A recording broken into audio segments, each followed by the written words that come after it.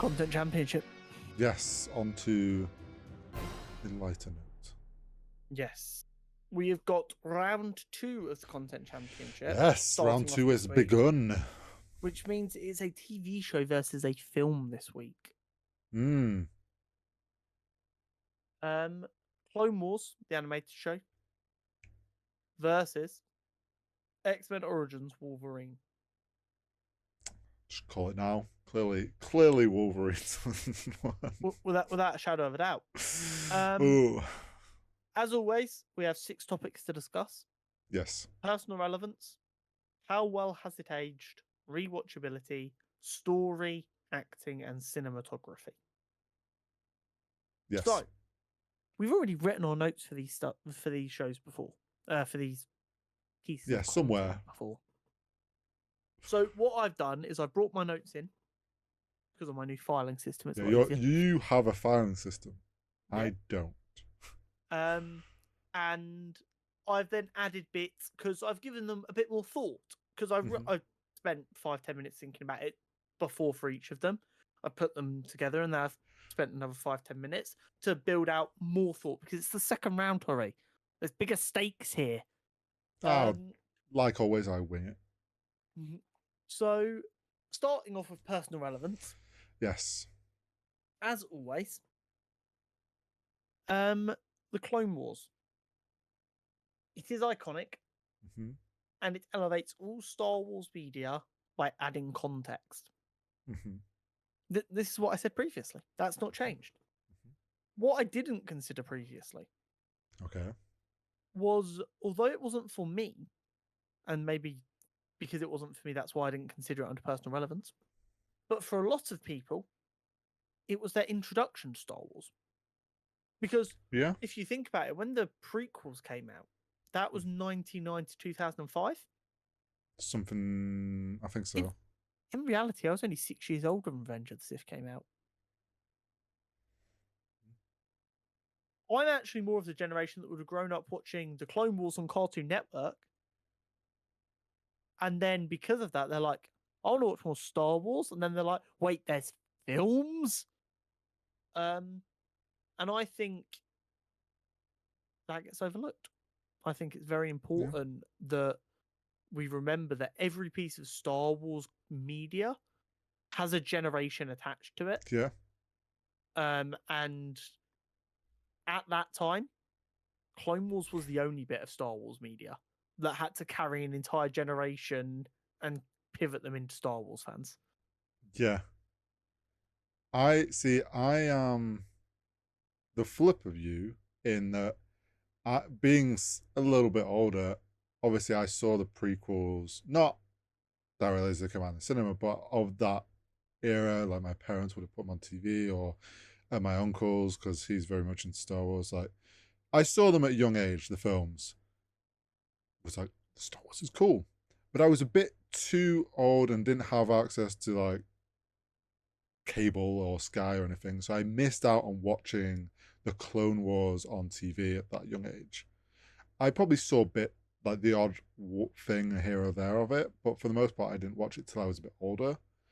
And for me it was like, oh, I always felt like the prequels weren't as bad as everyone thought they were, because that was my generation of Star Wars, and kind of was like, they're not that bad. And then suddenly I've gone back and I'm like, oh, there's this whole animated multiple seasons that just adds to this story so much and elevates these characters that I already enjoyed even more so. And we got some incredible performances. It's like this grew my love for Star Wars massively.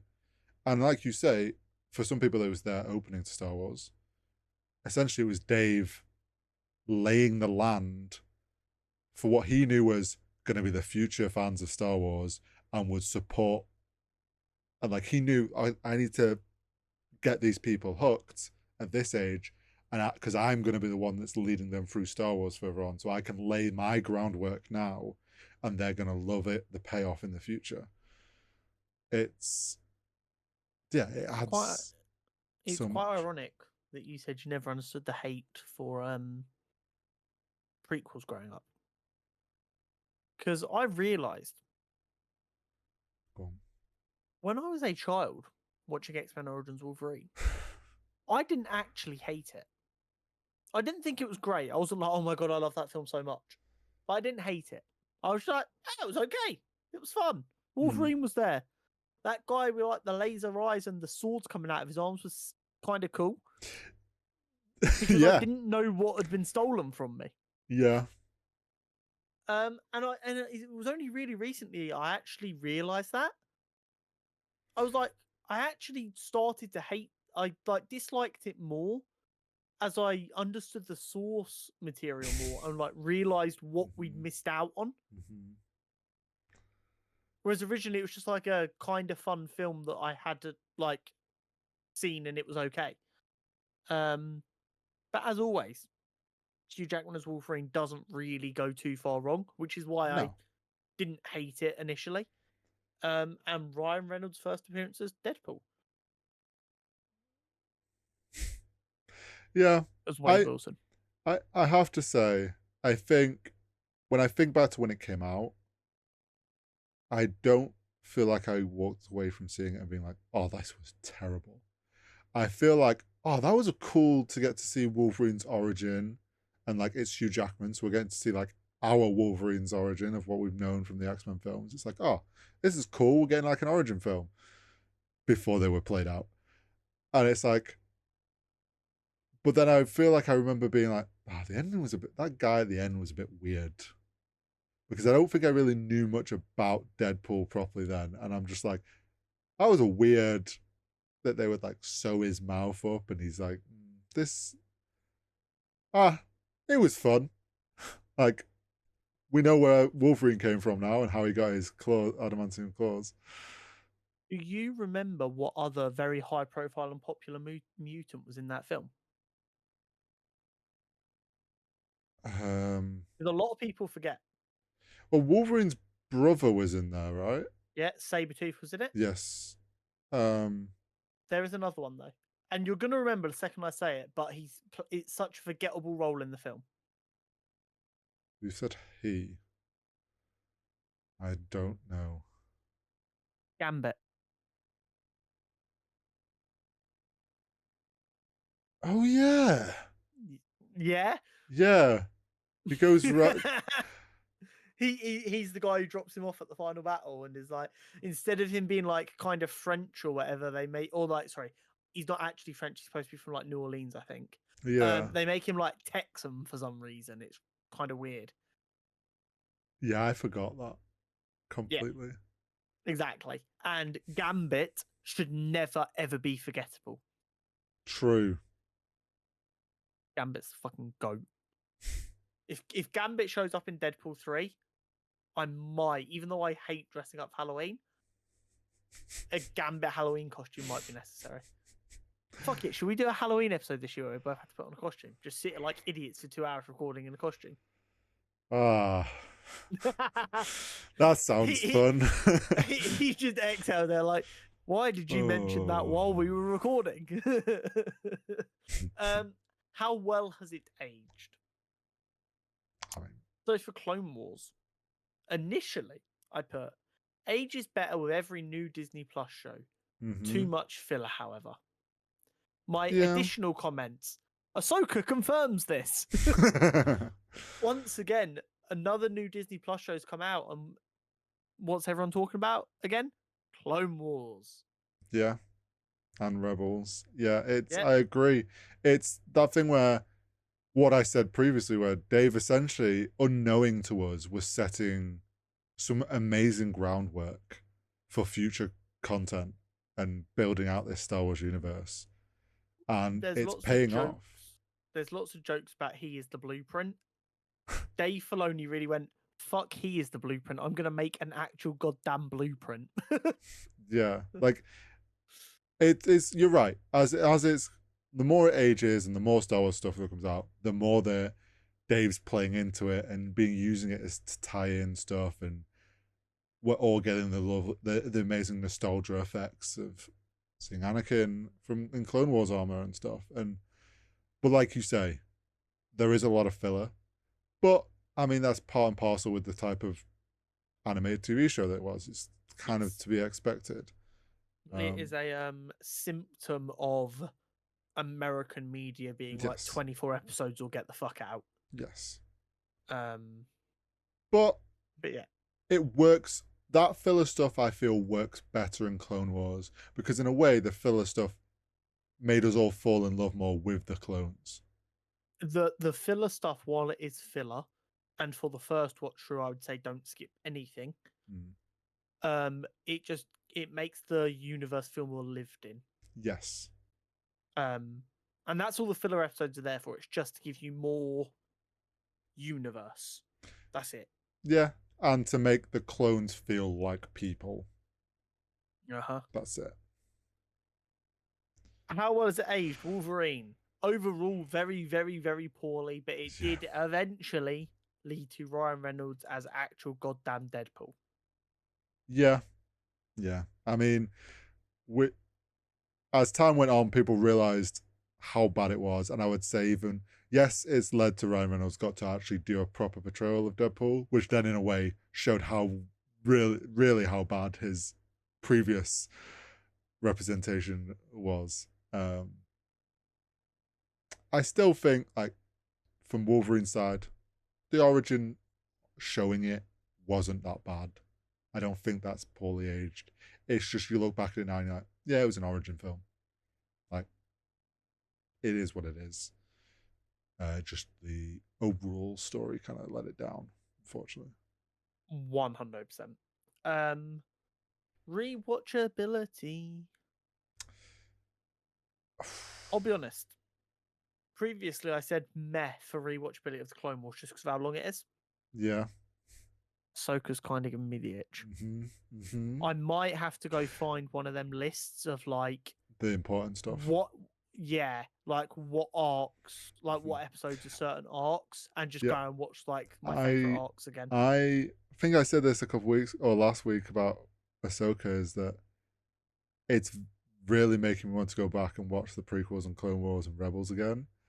And it's like previously, had you asked rewatchability, I would have said, yeah, too much filler. It's a very big commitment. Sure, if you went back and watched it through with like a important list, like you could rewatch it. Now I'm just like, I'm gonna fuck. I'll rewatch this. I need to go back and relive this. After the boys, though, yeah. Nah, before. Oh, you're gonna binge all of Clone Wars and the boys before next. Yeah, then I'll tell you that I can stop time. X-Men Rewatchability though. for Wolverine, 1 out of 10. I will if I've got a broken leg, I will not get up to turn it off. That is about how I was gonna say, like, it's one of those films that if the family are all together watching TV and someone's like, "Oh, this is like it's just on in the background," I ain't gonna like. I'll leave it. I can't really turn it off. I'll like pay attention here and there, but it's nothing more than that. If me and you want to get drunk, order pizza, watch purposefully shit movies to laugh at some bad stuff in it, this film I will watch in that situation. The only way that I would pick to rewatch this is I am drunk and I want to watch something on TV and I have no internet access. And I'm like, well, this is the only film on, so I guess I'm watching X-Men Origins. Yes, exactly. It's that sort of situation. Story. This has not changed for Clone Wars. It has smaller arcs, some of which are unbeatable. Yep. And it just has a lot of filler that's very skippable. Which for a show that initially aired on Cartoon Network for children is much better than anyone can reasonably expect. Yeah. It was able to have filler short arcs that did actually get you to like care about some of the clones, but overall didn't really mean anything. But at the same time, it was playing in and growing this larger story, making us unknowingly really fall in love with certain characters that didn't get the best light shone on them in the films. So the story for a kids animated show was a lot deeper and a lot bigger than we realized, really. Yeah. X-Men, it's an origin film. It's the same old comment, and unfortunately the story didn't go that well.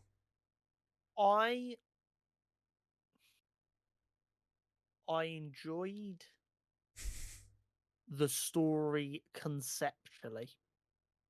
Okay. It was really poorly executed. There are a couple bits that just Yes. shouldn't have happened. Yep. Deadpool being done the way he was done makes 0 sense. But the Project X stuff, like the Black Merc team they were a part of, he goes, no, we're going too far. They try and kill him, and it doesn't work, but wipes his memory. Mm. I'm okay with that. Mm-hmm. They just did it poorly.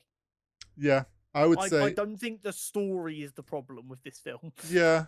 It had the potential, like the origin story for Wolverine. The potential was there. There was good layup, but they just dropped the ball like partway through it. Like it just like they lost it. Um, Acting. I mean, in X-Men Origins, Hugh Jackman is Wolverine. Like easiest. Like we already knew him as Wolverine. Expected he did that role like a Tuesday for him. Like just wake up. I am Wolverine. I do the job. Job's good. Clone Wars. We got some of the best voice acting performances. That and I'll say maybe Rebels, but Clone Wars also. That just across the board, some great performances from the voice actors. I think it's always important to add context to these discussions.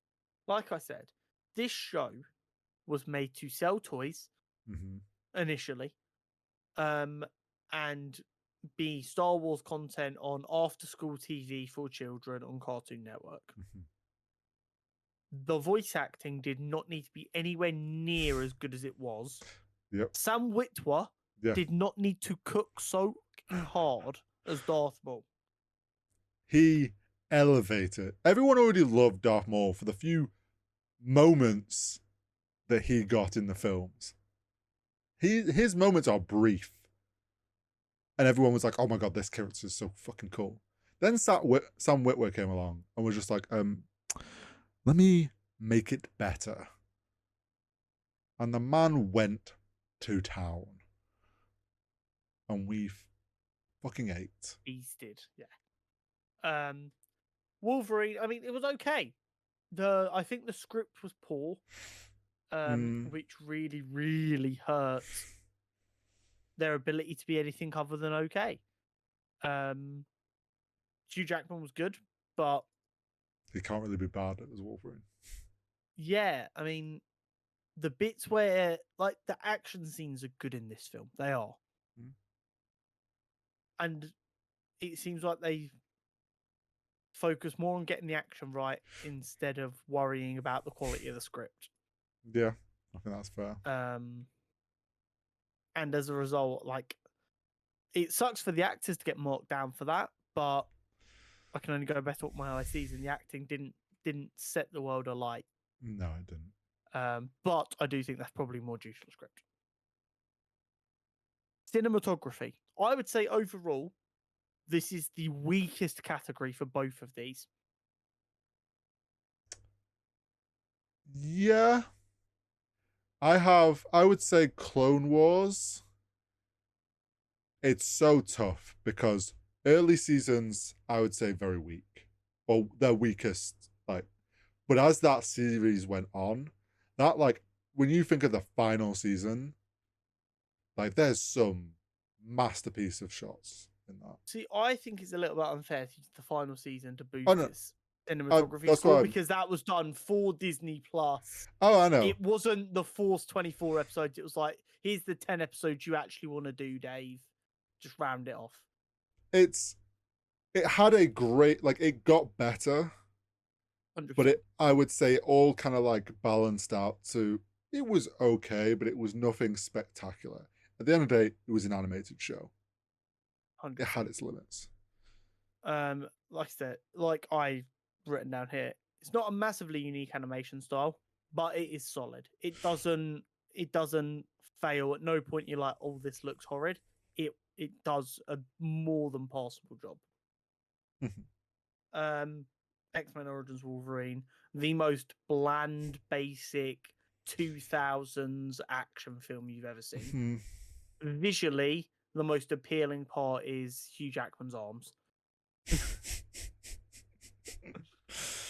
The only thing I can really give it any credit for are like the bone claws are like What quite about well Ryan done. Reynolds' abs? Yeah. But then they also sewed his mouth shut and made him True. bald, so True. The practical effects on that were very good, though. they're okay. I'm not sure I'm saying very good. Gotta They give were it okay. something. Come on. At the end of the day, Yeah, there is a very clear winner here. there is. It is, of course, Clone Wars. Yeah.